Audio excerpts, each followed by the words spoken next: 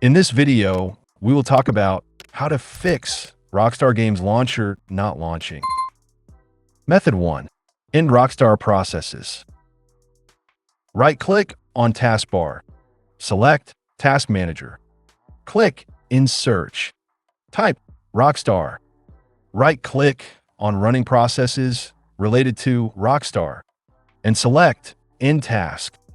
After closing Rockstar completely, open Rockstar Games Launcher and check if it comes up. Method 2. Microsoft OneDrive. Right-click on Start. Select Settings. On the left side, click on Apps. Then Installed Apps. In App Search, type OneDrive. Click on 3 dots. Select Uninstall. Click on Yes. After removing OneDrive, check if it fixes Rockstar Games Launcher. Method 3. Services. Click in Search.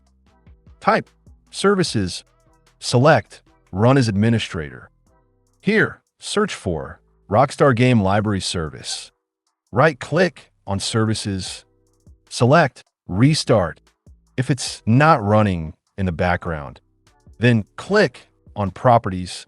Set Startup Type to Automatic. Start the services. Then click on Apply and OK. Hopefully, this will fix your issue. If not, check out our Part 2. Link is given in the description.